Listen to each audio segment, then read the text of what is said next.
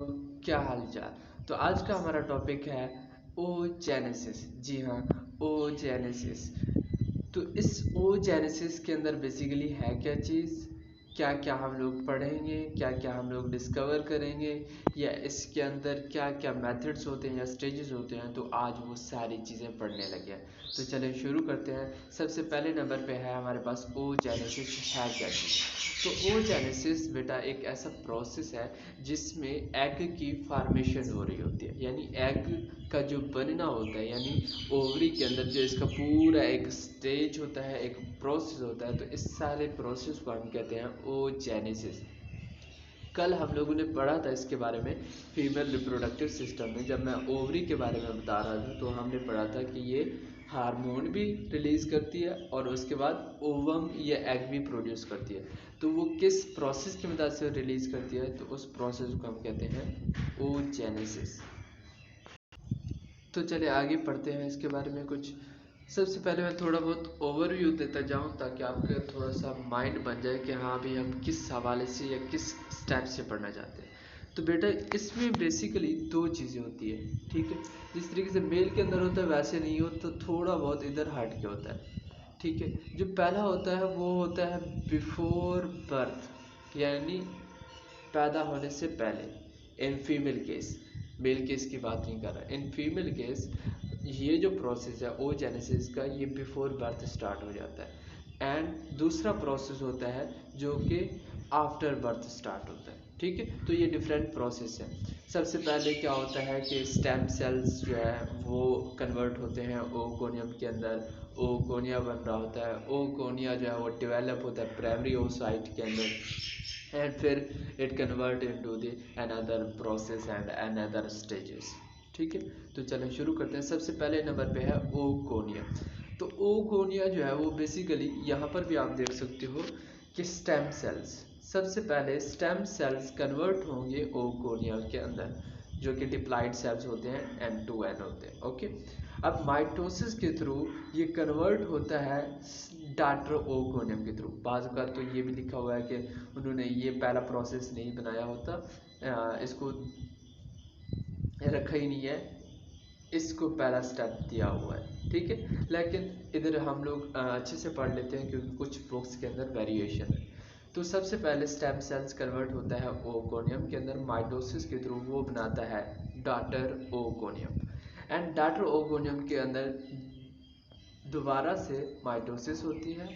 Mitosis के बाद ये कन्वर्ट होता है प्राइमरी ओसाइट के अंदर। अब ये जो प्राइमरी ओसाइट है, बेसिकली ये प्राइमरी ओसाइट एक फेस होती है मियोसिस की, जिसे हम कहते हैं प्रोफेस 1, उसके अंदर अरेस्ट हो जाता है। अब ये जो प्राइमरी ओसाइट है ये होती है बिफोर बर्थ। बिफोर बर्थ का मतलब यह है कि यानी जब बच्चा पैदा भी नहीं होता, जब लड़की पैदा भी नहीं होती, तो तब तक ये प्राइमरी ओसाइट उसकी बॉडी के अंदर बन चुके होते हैं। और ऑलमोस्ट एक रिसर्च के मुताबिक 1 to 2 मिलियंस प्राइमरी ओसाइट बन चुके होते हैं उसकी बॉडी के अंदर बिफोर बर्थ।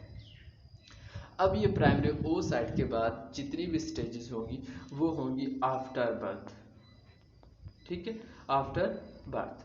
अब प्राइमरी ओसाइट मियोसिस 1 के थ्रू कन्वर्ट होते हैं सेकेंडरी ओसाइट के अंदर। किसके अंदर? सेकेंडरी ओसाइट के अंदर। तो इधर मैं आपको पहले दिखा लूँ ज़रा कि सेकेंडरी ओसाइट आफ्टर बर्थ, ठीक है। तो जैसे ही पैदा होने के बाद बच्ची प्यूबर्टी को पहुंचती है, जो फीमेल्स होती हैं वो प्यूबर्टी एज को पहुंचती हैं, तो हार्मोनल चेंजिंग्स और बाकी अदर फैक्टर्स की वजह से स्टिमुलेशंस होती हैं। एंड स्टिमुलेशन के बाद ये जो हमारे पास सेकेंडरी ओसाइट है, प्राइमरी ओसाइट्स में से कुछ एक जो है वो कंप्लीशन करते हैं अपनी मियोसिस 1 की, एंड लीड करते हैं सेकेंडरी ओसाइट्स के अंदर, सेकेंडरी ओसाइट बनाते हैं, उसके साथ एक पोलर बॉडी भी बनती है।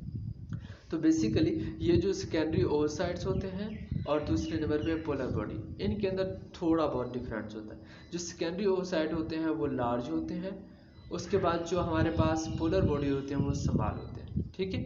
जो हमारे काम की होती है या लीड करती है वो होती है सेकेंडरी ओवरसाइट, जबकि पोलर बॉडी जो है वो डीजेनरेट हो जाती है, ख़त्म हो जाती है, या ऐसे समझे डिस्ट्रॉय हो जाती है हमारी बॉडी के अंदर, ठीक है।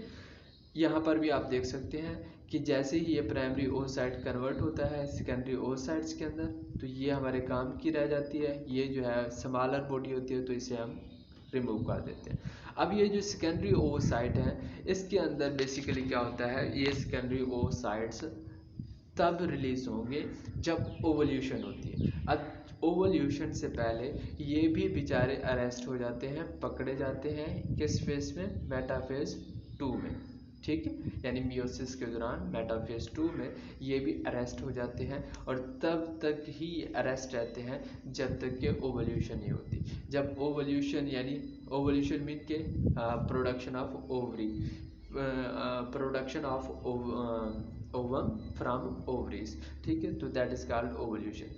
तो उसके अंदर बेसिकली क्या होता है कि ओवल्यूशन जैसे होगी तब इनके रिलीज होगी, ये रिलीज होंगे ओवरी से एंड देन मूव करेंगे। ओके, अब ये सारी चीज़ें हैं आपके सेकेंडरी oocytes के अंदर। ठीक है, अब क्या होगा कि जैसे ही ओवल्यूशन हुई, एग रिलीज हुआ, इधर से स्पर्म भी, अगर इफ इज इट पॉसिबल, ठीक है, तो स्पर्म भी इधर से आ गया, तो क्या होगा बेसिकली ये दोनों आपस में मिलके फर्टिलाइज हो जाएंगे और ज़ायगोट की फॉर्मेशन हो जाएगी।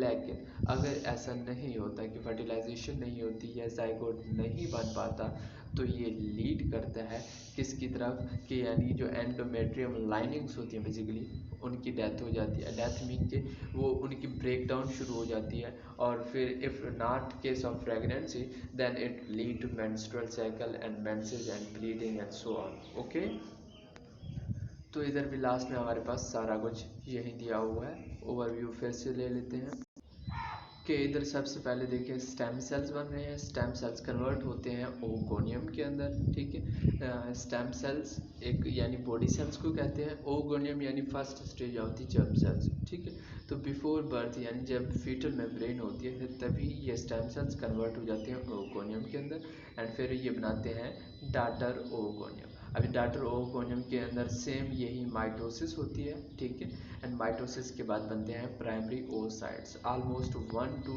2 मिलियन जो होते हैं हमारे पास बिफोर बर्थ, ये प्राइमरी oocytes बन चुके होते हैं। अब आप लोग सोच रहे होंगे कि सर ये हमारे पास जो ओगोनियम है ये दो के अंदर बन रहा है, एक तो डाटर ओगोनियम है, दूसरा क्या है ये वाला।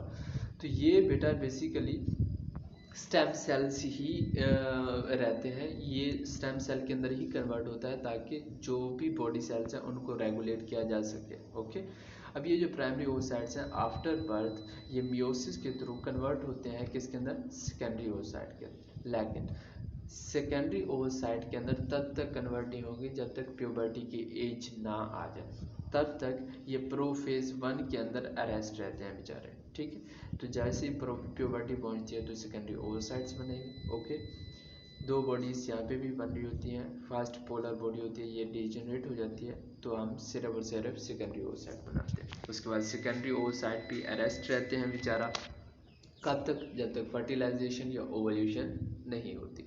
तो इसके बाद जैसे ओवल्यूशन होती है तो ये जो है वो कन्वर्ट होते हैं ओवम के अंदर एंड सेकेंड पोलर बॉडी के अंदर। सेकेंड पोलर बॉडी ख़त्म तो हमारे पास सिर्फ और सिर्फ ओवम का मौका होता है। चलें अगली वीडियो तक के लिए अल्लाह हाफिज़, मिलते हैं एक शॉर्ट ब्रेक के बाद।